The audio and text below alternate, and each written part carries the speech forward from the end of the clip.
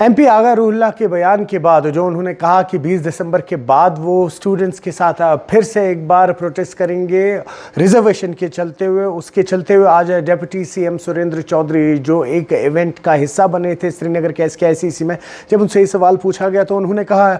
सईद आगा रूहुल्लाह एक ऐसे एमपी हैं जिन्हें इस तरीके के बयान नहीं देने चाहिए। किसी भी तरीक़ा का कोई भी इशू है, कोई भी मामला है, आने वाले वक्त में जब पार्लियामेंट का सेशन शुरू होगा वहाँ पर ये मुद्दे उठाए जा सकते हैं, भले ही फिर वो बिजली के टैरिफ का मामला हो, हाइक का मामला हो या स्टूडेंट से जुड़े हुए रिजर्वेशन का मामला हो। और वही उन्होंने कहा कहीं ना कहीं एमपी आगा रूहुल्लाह को न्यूज़ बटोरने के लिए, हाईलाइट्स में रहने के लिए या हेडलाइंस में रहने के लिए इस तरीके के बयान नहीं देने चाहिए। एक जिम्मेदार एमपी है, उन्हें अपना डेकोरम मेंटेन करना चाहिए और समझना चाहिए कि पार्टी ने उन्हें एक जिम्मेदारी दी है,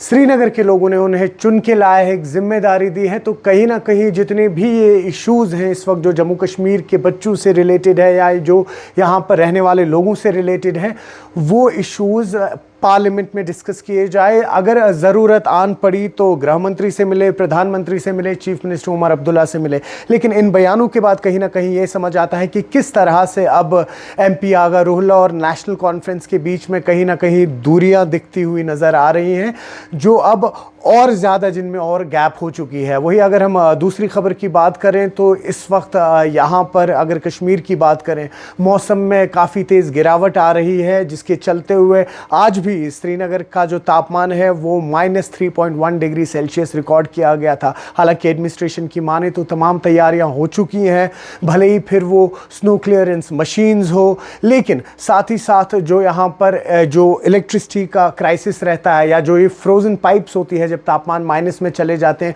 उसको लेके जल शक्ति विभाग जो है वो किस तरीके से तैयारी कर रहा है। एक आश्वासन दिया गया है डिविजनल कमिश्नर कश्मीर अंशुल गर्ग की जानिब से, जहाँ पे उन्होंने क्लियरली कहा है कि कोई भी इशू जो यूजुअली हम विंटर्स में फेस करते हैं, कोशिश यही रहेगी कि उन इशू से इस बार निजात मिले, भले ही फिर वो गली कूचों के अंदर स्नो क्लियरेंस के हो, इलेक्ट्रिसिटी क्राइसिस के हो या वाटर क्राइसिस के हो। वही अगर हम तीसरी खबर की बात करें तो आज श्रीनगर के एसकेआईसीसी में डिपार्टमेंट ऑफ हैंडलूम और हैंडीक्राफ्ट की जानिब से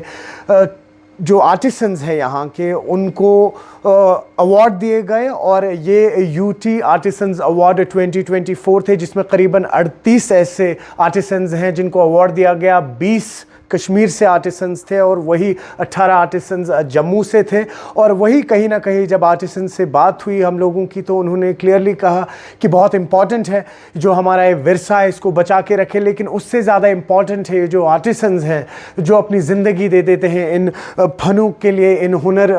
जो ये आर्ट होते हैं इनके लिए, उनको कहीं ना कहीं अप्रिसिएशन मिलनी चाहिए। आप जुड़े रहिए न्यूज़ 18 JKLH डिजिटल के साथ।